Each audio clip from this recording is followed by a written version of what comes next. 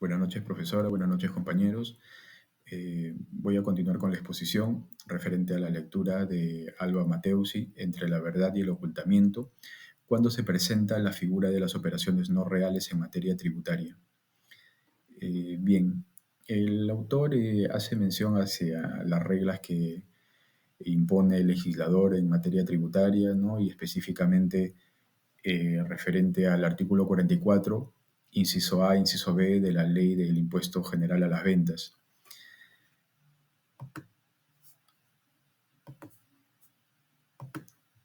De acuerdo al artículo 62 del Código Tributario, ¿no? La Administración Tributaria, ¿no? Dentro de su potestad, tiene la facultad de fiscalización, ¿no? Que ejerce de manera discrecional, ¿no?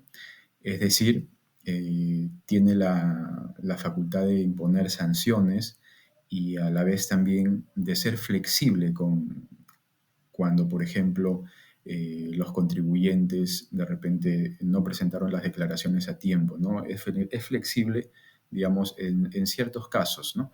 Pero dentro de sus facultades de fiscalización, obviamente, pues, ejerce, eh, impone sanciones, ¿no? Ejerce su facultad de fiscalización, impone sanciones, ¿no? Como, por ejemplo, en la verificación de las obligaciones tributarias, ¿no? Cuando por ejemplo, el fiscalizador o el inspector realiza una verificación de entrega de comprobantes de pago y eh, verifica pues, que no se ha realizado la entrega del comprobante de pago, por lo tanto corresponde una infracción, el artículo 174 de numeral 1, ¿no? Lo que correspondería a un cierre de local, ¿no? Si bien es cierto, esta situación debe de darse, pero hay ocasiones en la cual hay ciertas imposibilidades de poder cerrar un local, por ejemplo, ¿no? Lo cual tendría que ser un cambio por una multa, ya sea porque es una zona de alto riesgo o porque ha sido una casa vivienda. Es parte de las operaciones de fiscalización que realiza la SUNAT, ¿no? También, pues, dentro de las facultades de fiscalización, realiza diversos tipos de inspecciones a centros en la cual pues, hay actividad comercial, ¿no? Por ejemplo, realizar arqueos de caja, realiza controles de ingreso, ¿no? Por ejemplo, en el tema de este control o verificación de los ingresos, ¿no?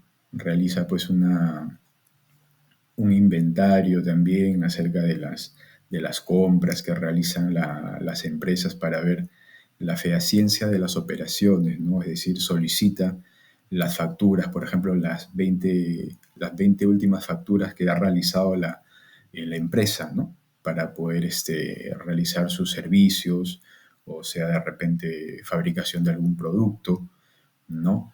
También en el control de ingresos puede ir de repente a una discoteca y realizar un control de todos los ingresos que se han realizado durante toda la jornada en la cual ha habido una actividad comercial, ¿no? Sea de venta de comida, bebidas, de todo tipo, ¿no? Bebidas alcohólicas, gaseosas, ¿no? Entonces va a realizar un control de ingresos, ¿para qué? Para que de esa manera haga una proyección, ¿no? Y corrobore con las declaraciones que está haciendo esta empresa de acuerdo al servicio que brinda, ¿no? Y puede hacer un cruce de información. Entonces, de acuerdo a los juristas, por ejemplo, Segarra Vilches, en el caso peruano, las atribuciones específicas de fiscalización serían un listado de facultades discrecionales y las actividades de inspección, investigación y control de cumplimiento de las obligaciones tributarias, todas contenidas en el artículo 62 del Código Tributario. También Lago Montero, jurista, precisa con respecto a la facultad de fiscalización que ésta tiene el objetivo, ¿no? Es decir, el examen exhaustivo de la situación tributaria del contribuyente en el tributo concreto que se ha analizado, a fin de verificar el cumplimiento o incumplimiento por el sujeto inspeccionado de sus deberes materiales y formales.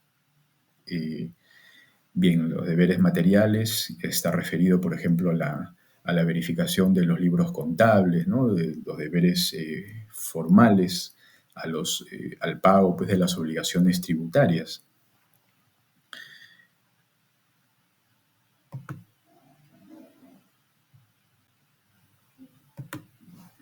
Eh, Disculpe un momento.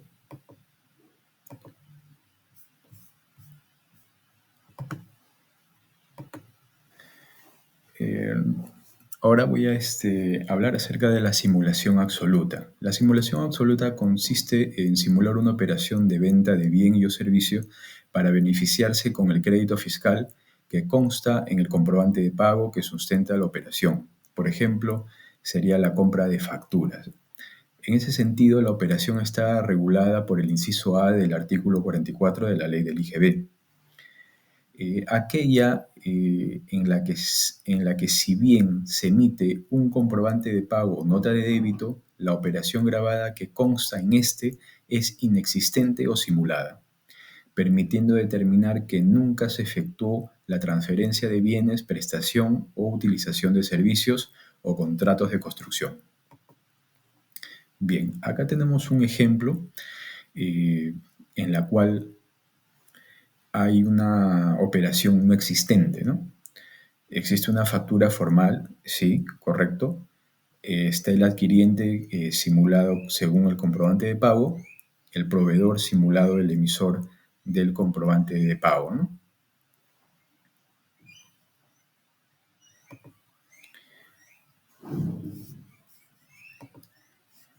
Simulación relativa. Por otra parte, en caso de una simulación relativa, la operación sí se ha realizado, pero no por quien emite el comprobante, sino más bien por un tercero. En ese sentido, el tipo de operaciones está regulada por el inciso B del artículo 44 de la ley del IGB. Según este artículo nos dice, ¿no? Es aquella en que el emisor que figura en el comprobante de pago o nota de débito no ha realizado verdaderamente la operación, habiéndose empleado su nombre y documentos para simular dicha operación. En caso que el adquiriente cancele la operación a través de los medios de pago que señala el reglamento, mantendrá el derecho al crédito fiscal, para lo cual deberá cumplir con lo dispuesto en el reglamento. Aquí lo que se observa básicamente pues, es la operación inexistente, es decir, que si ocurrió en el mundo de los hechos, pero se intenta justificar con la emisión del comprobante de pago emitidos por personas ajenas a la relación comercial o la operación que se realiza, ¿no?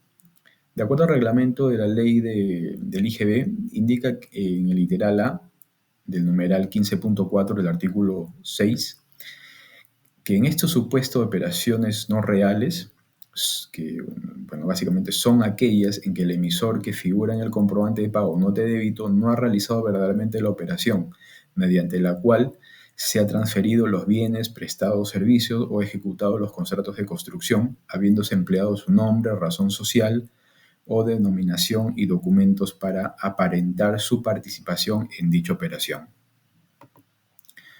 Aquí tenemos un ejemplo, ¿no? En la cual existe una factura formal, el adquiriente según el comprobante de pago, el proveedor que ha simulado la operación, ¿no? El transferente real distinto al emisor del comprobante de pago, ¿no? Y la operación sí existe, ¿no?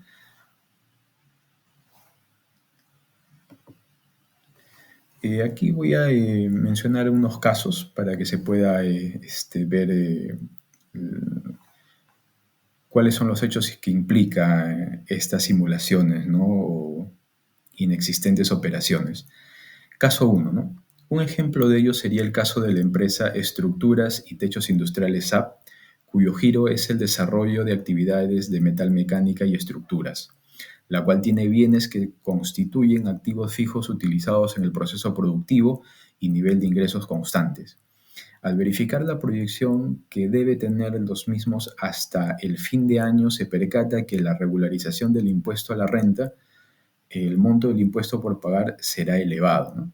Entonces el gerente, al percatarse de esta situación, eh, acuerda con la empresa Techos y Vigas Industriales, Sociedad Anónima Abierta, relacionada con el mismo giro y que es vinculada con la anterior empresa por tener accionistas comunes, le giren facturas. ¿Por qué tipo de servicio, no? Servicio de asesoría comercial en la búsqueda de clientes, asesoría financiera en procesos de apalancamiento, asesoría en colocación de estructuras metálicas con soporte de concreto, asesorías de facturación de metales. Eh, Bien, en este caso se determina la infracción, ¿no? ¿Cuáles son la infracción y la sanción que corresponden? Por ejemplo, al desconocerse al adquiriente o usuario del servicio del IGB como crédito fiscal contenido en el comprobante de pago que sustenta una operación no real, observamos que se ha configurado la infracción tipificada en el numeral 1 del artículo 178 del Código Tributario, ¿no? ¿Qué es lo que nos menciona este artículo, no?